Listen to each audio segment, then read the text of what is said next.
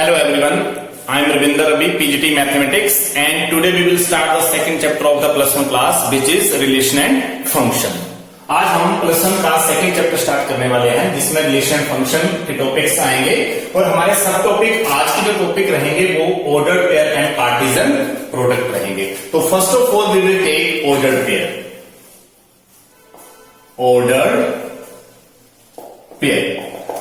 Ordered pair को discuss करने से पहले हम ये चेक करेंगे कि पेयर क्या चीज है। तो ये नाम से क्लियर है कि पेयर मतलब जिसमें दो चीजें, दो ऑब्जेक्ट जिसमें रखे जाएंगे उसको हम पेयर बोल देते हैं। और इन पेयर को, इन दो ऑब्जेक्ट को जब हम एक स्पेसिफिक ऑर्डर में रखते हैं तो उसको हम ऑर्डर्ड पेयर बोल देते हैं।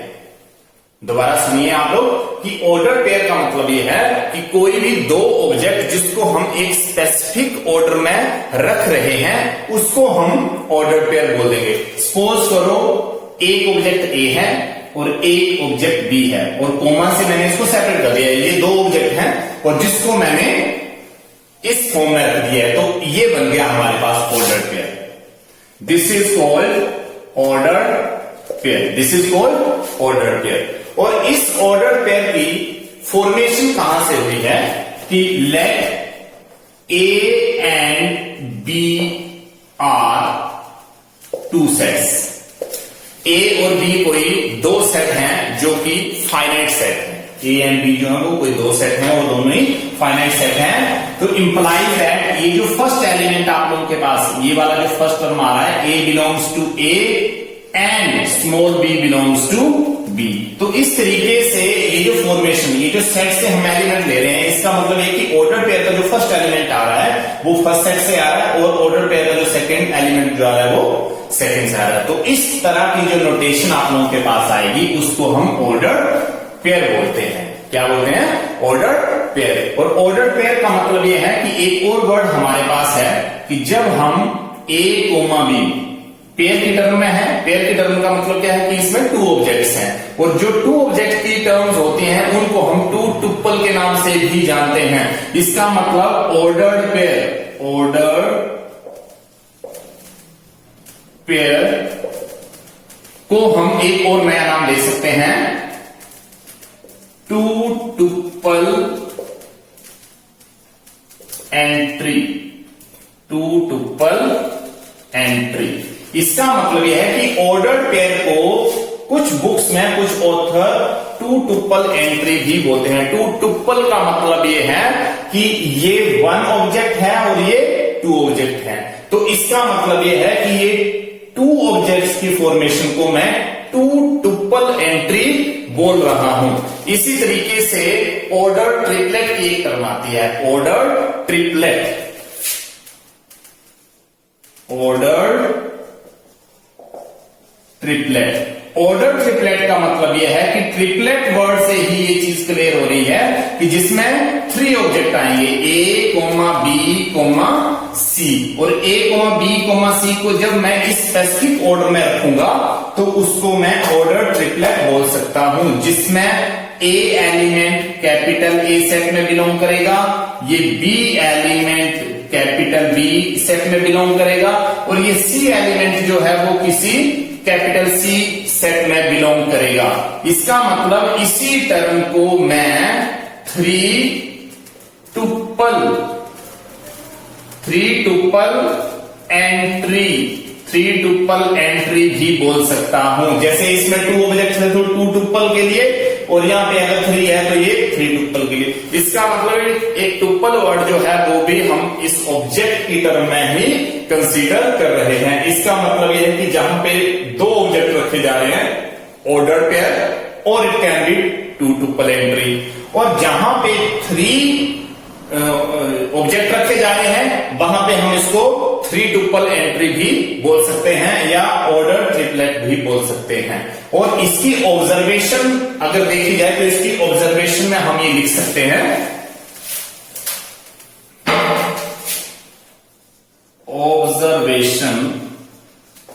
ऑब्जर्वेशन में कि अगर ए कोमा बी है does not equal to b comma A.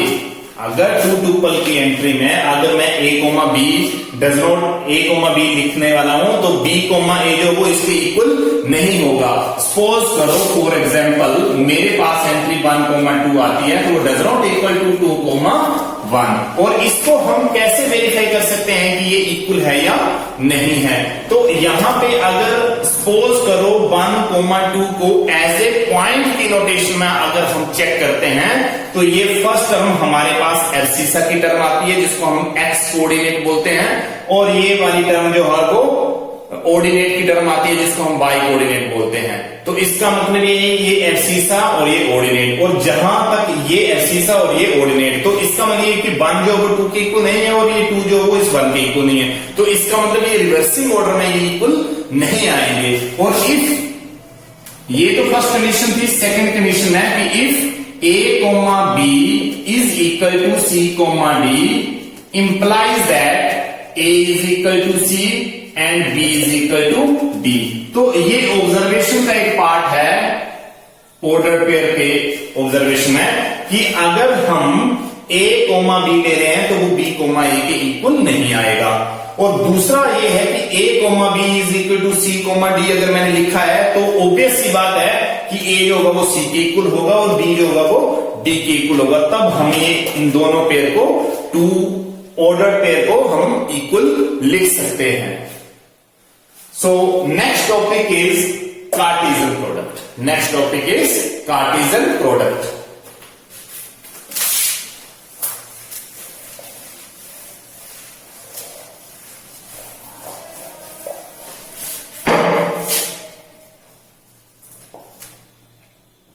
Cartesian product. Cartesian product में क्या है कि if we have two sets A and B, two sets A and B, दो सेट है हमारे A set and B set, दो set है हमारे पास। तो इसका मतलब जब हम कार्टेशियन प्रोडक्ट की बात करते हैं तो मैं इसको ए क्रॉस बी लिख रहा हूं। ए क्रॉस बी का मतलब ये हो गया कि एक एलिमेंट मुझे ए से लेना है और एक एलिमेंट मुझे बी से लेना है। तो ए से एलिमेंट का मतलब ए कोमा बी और बी से एलिमेंट बी।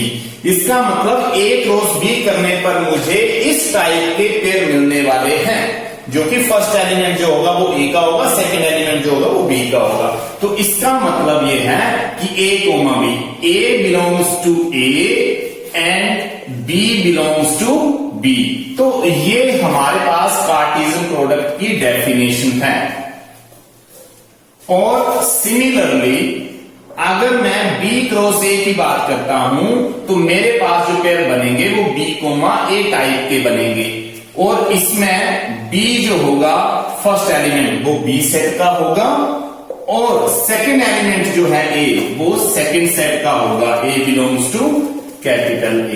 इसका मतलब ये है कि ये हमारे पास B क्रॉस A आ गया।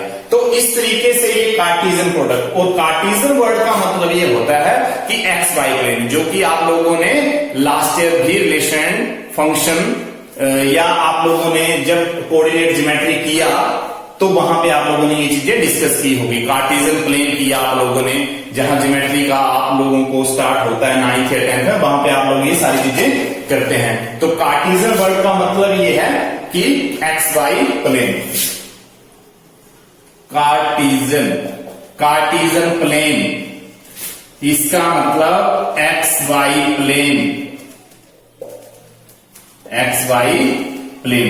कार्टेशियन प्लेन का मतलब X Y plane. X Y plane का मतलब ये है कि ये आप लोगों के पास एक्स एक्सिस है और ये वाई एक्सिस है। तो जहां पर ए कोमा बी की बात आएगी तो ए कोमा बी का मतलब ये है कि कोई पर्टिकुलर पॉइंट है जिसको मैं एक्स कोमा वाई में डिनोट कर रहा हूं। इसका मतलब ये है, ये एक्स कोऑर्डिनेट है और ये वाई कोऑर्डिनेट है जिसको मैं प्लेन में ड्रॉ कर रहा हूं, ये प्लॉट कर रहा हूं। और बी क्रॉस ए का मतलब बी कोमा ए, जिसको मैं एक्स कोमा वाई में बिलोंग करवा सकता हूं या प्लॉट कर सकता हूं। तो कार्टेशियन प्लेन और एक्स वाई प्लेन सेम चीजें हैं। फॉर एग्जाम्पल अगर हम ए क्रॉस बी की बात करते हैं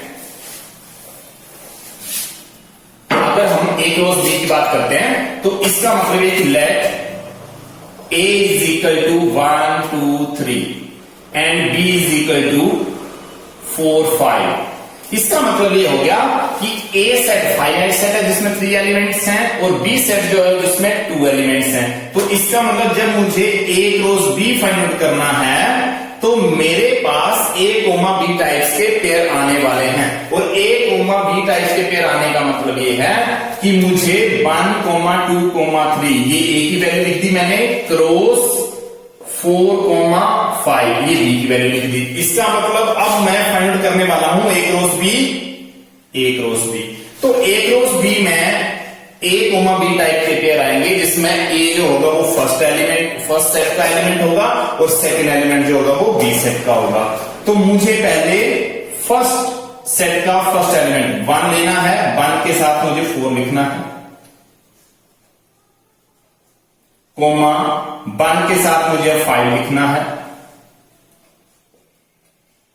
इसका मतलब यह है कि 1 के साथ मेरे 2 पेयर बन चुके हैं जो कि 1, 4 एंड 1, 5 आ चुके हैं। सिमिलरली मैं अब बनाने वाला हूं 2, 4 और 2, 5 और नेक्स्ट बनाने वाला हूं 3, 4 और 3, 5। इसका मतलब ये है कि मैंने A क्रॉस B की वैल्यू फाइंड आउट कर ली है जिसमें मुझे A, B टाइप के पेयर मिले हैं और इन सारे पेयर में अगर हम चेक करते हैं, ऑब्जर्व करते हैं तो फर्स्ट एलिमेंट जो हैं वो A सेट के हैं और सेकंड एलिमेंट जो हैं वो सेट B के हैं। तो चेक करते हैं, देखो first belongs to A, second belongs to A, third belong to A। इसका मतलब ये कि 1, 2, 3 ये सारे फर्स्ट सेट के एलिमेंट हैं और 4, 5 belong to B, 4, 5 belong to B, 4, 5 belongs to B। इसका मतलब ये है कि जब हम ordered pair A cross B find कर रहे हैं, Cartesian product of the 2 sets कर रहे हैं, तो उसमें फर्स्ट एलिमेंट जो है वो फर्स्ट सेट का होगा और सेकंड एलिमेंट जो होगा वो सेकंड सेट का होगा। तो इसका मतलब ये आ गया A क्रॉस B। सिमिलरली अगर मैं B क्रॉस A की बात करता हूं, तो B क्रॉस A करने के लिए मुझे B को पहले लिखना पड़ेगा क्रॉस 1, 2, 3 ये मैंने नेक्स्ट में लिख दिया। इसका मतलब मैंने पहले B लिखा फिर मैंने A लिखा।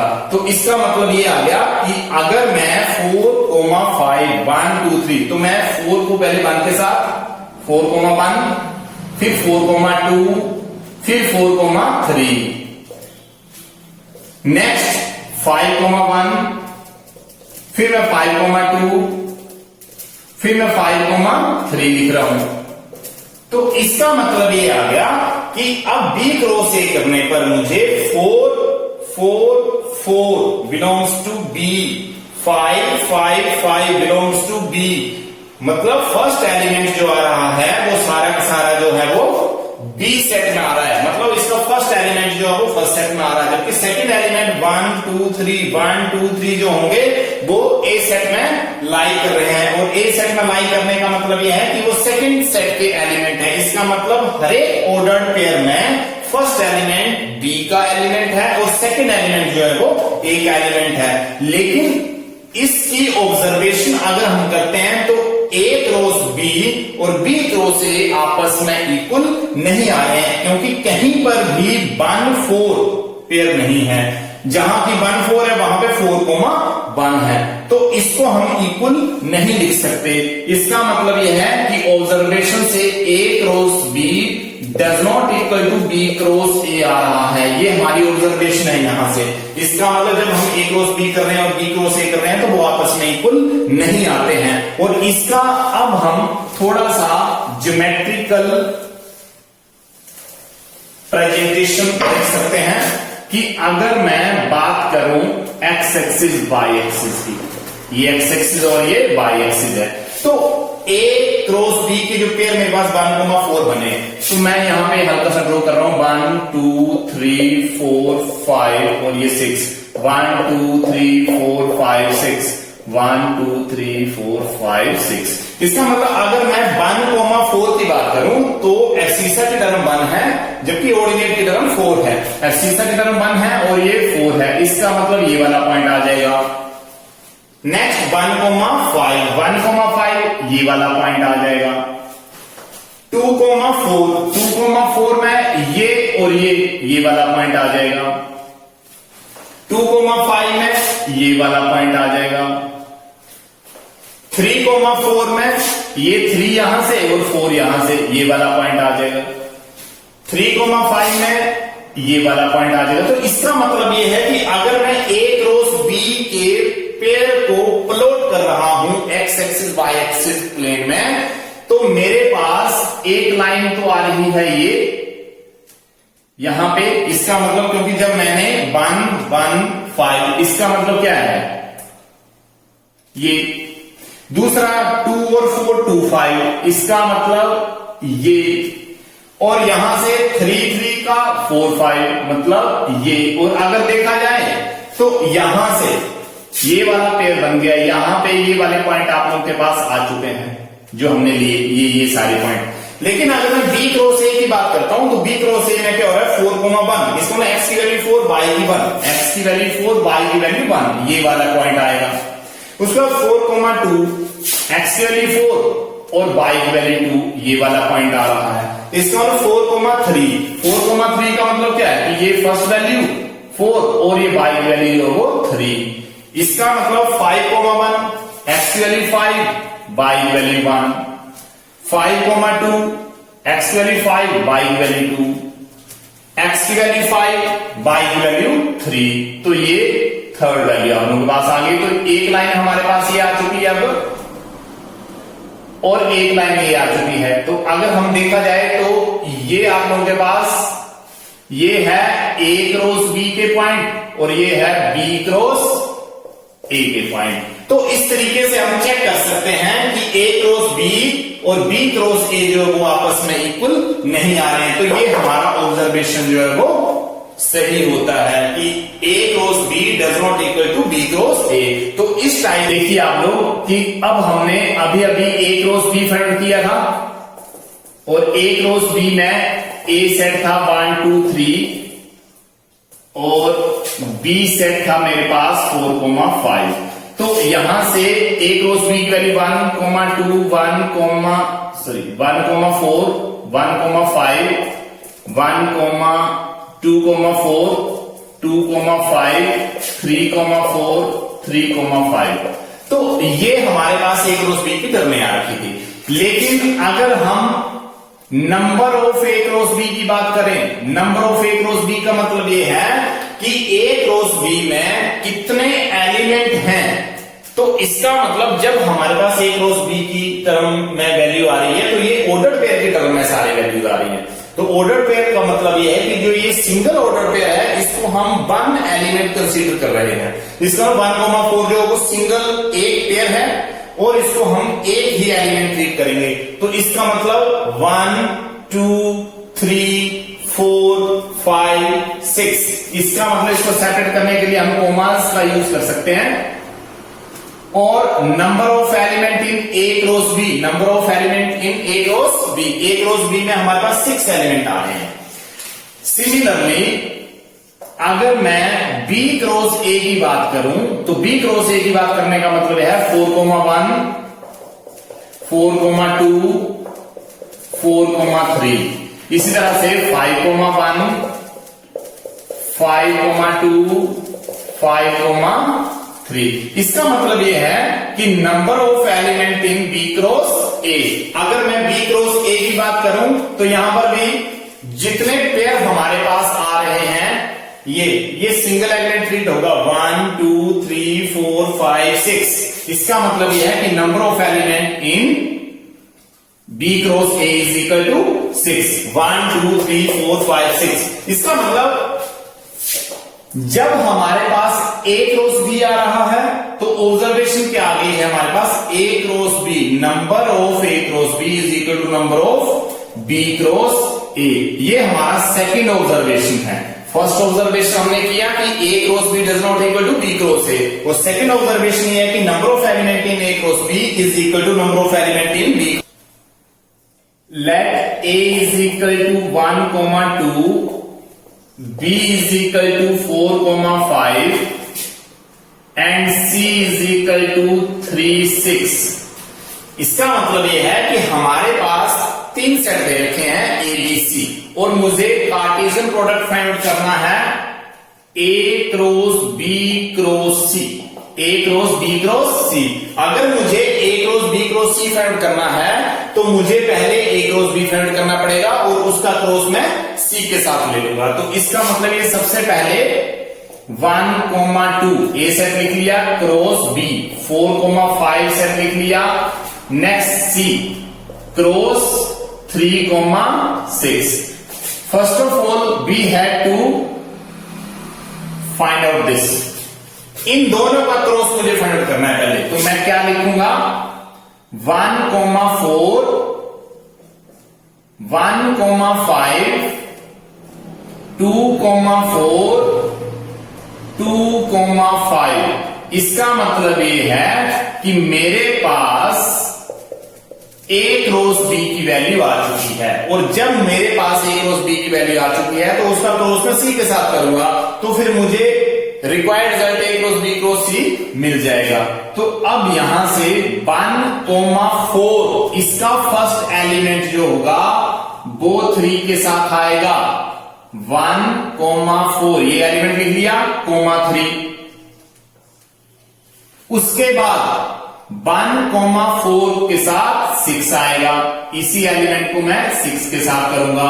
1, 4, 6 ये एक रिजल्ट आ चुका मेरे पास। इससे नेक्स्ट पेयर 1, 5 के साथ 3 आएगा, 1, 5, 3 और 1, 5, 6, 1, 5, 6। सिमिलरली 2, 4 का 3 के साथ 2, 4, 3 और 2, 4, 6। उसके बाद 2, 5, 3 और 2, 5, 6। तो ये रिजल्ट मेरे पास बन जाएंगे। इसमें अब हमारे पास 3 सेट थे, तो ये एंट्री जितनी बनेगी वो 3 टुपल की बनेगी, जिसको हम ऑर्डर ट्रिपलेट भी बोलते हैं। और ऑर्डर ट्रिपलेट में क्या होता है कि फर्स्ट एलिमेंट फर्स्ट सेट का आता है 1 एलिमेंट, सेकंड एलिमेंट जो है वो सेकंड सेट का आएगा 4, और जो थर्ड एलिमेंट है जो थर्ड सेट का आएगा जो कि 3 है। इसका मतलब किसी भी और पेयर में आप लोग ये चेक कर सकते हो ट्रिपलेट में, फर्स्ट एलिमेंट A का जो कि 2 है, सेकंड एलिमेंट 5 जो B का है वो ये है, और थर्ड एलिमेंट ये 3 जो C का है वो ये है। इसका मतलब हमारे पास number of element in A cross B cross C is equal to number of element in A multiply number of element in B multiply number of element in C।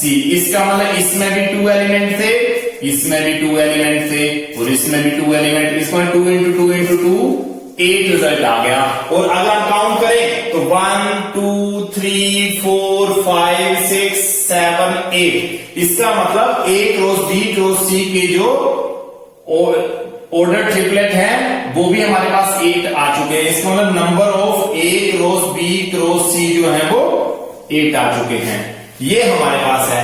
और इसमें एक और ऑब्जर्वेशन है कि फर्स्ट एलिमेंट जो है, मतलब जो फर्स्ट एलिमेंट है वो A में बिलोंग कर रहा है, सेकंड एलिमेंट जो है वो B में बिलोंग कर रहा है, और जो थर्ड एलिमेंट है वो C में बिलोंग कर रहा है। तो ये हमारी ऑब्जर्वेशन है इससे कि जब हमारे पास 3 टुपल की एंट्री आएगी तो उसमें फर्स्ट एलिमेंट फर्स्ट सेट का होगा, सेकंड एलिमेंट सेकंड सेट का होगा, थर्ड एलिमेंट जो होगा वो थर्ड सेट का होगा। और यहाँ पे number of element in A cross B cross C जो होंगे वो number of element in first set multiply number of element in second set multiply number of element in third set होगा। तो इस तरीके से हम ट्रिपलेट ऑर्डर वाली टर्म को भी फाइंड आउट कर सकते हैं।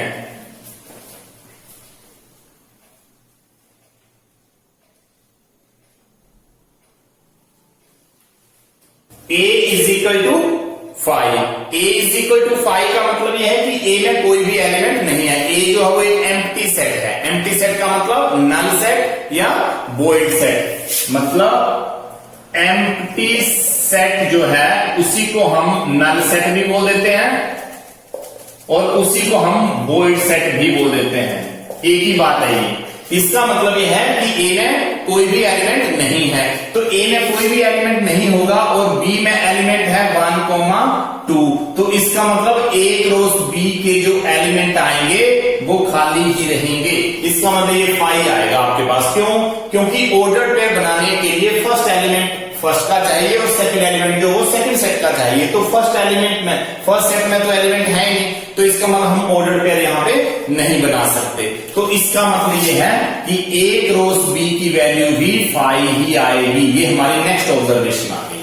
इसका मतलब ये हो गया कि A cross B is equal to 5, मतलब ये भी खाली सेट रहेगा, इसमें कोई भी ऑर्डर पेयर नहीं आएगा। ये क्वेश्चन है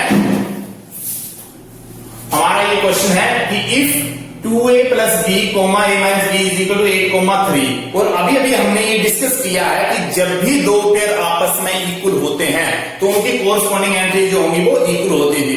तो इसका मतलब अगर मेरे पास ये रिजल्ट हमने किया था अभी अभी कि a कोमा बी अगर c कोमा डी की इक्वल है तो इंप्लाइज करके रिजल्ट जो होगा वो a is equal to c आएगा और b is equal to d आएगा। तो इसका मतलब ये है कि given 2a plus B comma a minus B is equal to 8, 3 implies that 2a plus b is equal to 8 and a minus b is equal to 3। ये first equation आ गया, ये सेकंड इक्वेशन आ गया। From 1 and 2, from 1 and 2, from 1 and 2 2a plus b is equal to 8 and a minus b is equal to 3। तो by elimination method से plus का भी minus का भी कैंसिल, यहां से आपके पास 2a और a मतलब 3a is equal to 8 plus 3 मतलब 11। तो a की वैल्यू 11/3 हमारे पास आ चुकी है। Similarly put a in equation second. मैं a की वैल्यू को फर्स्ट में पुट कर दूं या सेकंड में पुट कर दूं, एक ही बात है। तो मैंने सेकंड में पुट कर दिया। a की वैल्यू जैसे मैं सेकंड में पुट कर रहा हूं तो a की value 11/3 minus b is equal to 3। It means 11/3 minus b 11/3 minus 3 is equal to plus b को दूसरी साइड ले जाने के बाद ये प्लस का बन गया और ये 3 साइड आके माइनस का। तो यहां पे 3 3 9, 3 एलसीएम लेने पर मेरे पास 3 एलसीएम आ गया, 3 3 9 और यहाँ पे 11 इज इक्वल टू बी। और इसी टर्म को मैं इंप्लाइज करके लिख सकता हूं कि 11 माइनस 9 मतलब 2/3 इज इक्वल टू बी। तो ये हमारे पास रिक्वायर्ड रिजल्ट आ गया। मतलब a की वैल्यू 11/3 है और b की वैल्यू 2/3 है। तो इस तरीके के कुछ क्वेश्चन आप लोगों को बुक में मिलेंगे। अब हम एक नया क्वेश्चन और लेने वाले हैं। a is equal to 1, 2, b is equal to 1, 2, 3, 4 and c is equal to 5, 6 and d is equal to 5, 6, 7, 8 and verify that a cross b intersection c is equal to a cross b intersection a cross c। So first of all, given a is equal to 1, 2, b is equal to 1, 2, 3, 4, c is equal to 5, 6 and d is equal to 5, 6, 7 and 8। तो मेरे पास ये 4 set देखते हैं। तो मुझे left hand side में ये find out करना है कि a का क्रॉस मुझे b इंटरसेक्शन c के साथ फाइंड आउट करना है। तो first of all we have to find the values of b intersection c। b intersection c, b intersection c का मतलब ये होता है कि हमने सेट में ये पढ़ा था कि जब हम इंटरसेक्शन करते हैं तो b और c के कॉमन एलिमेंट जो होंगे वो इसमें आएंगे। इसका मतलब b इंटरसेक्शन c, b और c में जो कॉमन एलिमेंट है, इसका मतलब इसमें कोई भी कॉमन एलिमेंट आप लोगों को नहीं दिख रहा है। तो इसका मतलब b इंटरसेक्शन c जो होगा वो खाली सेट आ जाएगा, जिसको मैं 5 लिख सकता हूं। उसके बाद मुझे a क्रॉस b वैल्यू चाहिए, a क्रॉस b, और a क्रॉस b की वैल्यू फाइंड करने के लिए मुझे 1, 2 और क्रॉस 1, 2, 3, 4। तो a क्रॉस b करने पर मेरे पास जो वैल्यू आपके पास आ गई है वो है 1, 1, 2, 1, 3, और 1,4 और सिमिलरली 2 के साथ 2,1 2,2 2,3 2,4 ये मेरे पास A क्रॉस B की वैल्यू है। अब मुझे A क्रॉस C फाइंड करना है। A क्रॉस C फाइंड करने का मतलब ये है कि मैं A की वैल्यू 1,2 लिखूंगा और क्रॉस जो है वो C मतलब 5,6 लिखूंगा। तो यहां पे जब मैं इन दोनों का क्रॉस फाइंड आउट करूंगा तो मेरे पास वैल्यू आएगी 1,5 1,6 2,5 2,6। ये मेरे पास जो वैल्यूज है वो A क्रॉस C की वैल्यूज है। इसका मतलब A क्रॉस B मेरे पास आ गया, A क्रॉस C मेरे पास आ गया। अब हमारे पास जो वैल्यू है वो लेफ्ट हैंड की जो वैल्यू मैं फाइंड करने वाला हूं वो ये आ जाएगी। यहां से स्टार्ट करते हैं। लेफ्ट हैंड साइड में मुझे फाइंड करना है A cross B intersection C। तो A की वैल्यू 1,2 और क्रॉस B इंटरसेक्शन C मतलब 5। तो आप लोग ये देख सकते हो कि 5 जो है वो खाली सेट है। इसका मतलब इसमें कोई भी एलिमेंट नहीं है। तो इसमें कोई भी एलिमेंट नहीं है तो हमारे पास ये ऑर्डर पेयर नहीं बनेंगे। इसका मतलब ये सेट खाली ही रहेगा। इसमें लेफ्ट हैंड साइड जो है वो 5 आ गया। सिमिलरली राइट हैंड साइड हम स्टार्ट करने वाले हैं और राइट हैंड साइड में हमें क्या लिखना है? राइट हैंड साइड में मुझे लिखना है A cross B intersection A cross C। तो A क्रॉस B की वैल्यू लिखूंगा मैं। A क्रॉस B की वैल्यू 1,1 1,2 1,3 1,4 और 2,1 2,2 2,3 2,4। तो यहां से ये वैल्यू जो है वो A क्रॉस B की आ चुके हैं। Intersection C A cross C। तो A क्रॉस C की वैल्यू मैंने अभी भी फाइंड की 1,5 1,6 2,5 और 2,6। तो ये हमारे पास A क्रॉस B है इंटरसेक्शन A क्रॉस C। तो इन दोनों ही सेट में मुझे ये चेक करना है कि कौन सा एलिमेंट जो वो कॉमन है। तो इसका मतलब यहाँ 1 के साथ 1 2 3 4 है जबकि 1 के साथ यहाँ पे 5 6। इसका मतलब कॉमन वैल्यू नहीं है। यहाँ 2 के साथ 1 2 3 4 है और यहाँ 2 के साथ जो 5 और 6 है। तो कोई भी कॉमन वैल्यू नहीं आ रही है। इसका मतलब ये सेट भी खाली रहेगा। इसका इंटरसेक्शन जो है इसका 5 आ रहा है। तो इसका मतलब ये कि लेफ्ट हैंड भी 5 है राइट हैंड भी 5 है। इंप्लाइज दैट हम ये लिख सकते हैं इंप्लाइज दैट करके कि left hand side does not equal to left hand side भी 5 and right hand side भी 5 implies that left hand side is equal to right hand side। hence proved। ये hence वेरीफाइड हो गया result कि आपके पास जैसा लेफ्ट हैंड साइड आ रहा है वैसे ही राइट हैंड साइड आ रहा है। तो इस तरीके के कुछ क्वेश्चन आप लोगों को मिल रहे हैं जो कि कार्टेशियन प्रोडक्ट की हेल्प से हो रहे हैं, जिसमें सेट या यूनियन के कुछ क्वेश्चन मिक्स हो सकते हैं जो कि आप लोगों ने सेट में कर ही रखे हैं। तो आप लोगों को कार्टेशियन प्रोडक्ट के ऑर्डर पेयर के क्वेश्चन करने में आपको कोई दिक्कत नहीं आएगी। तो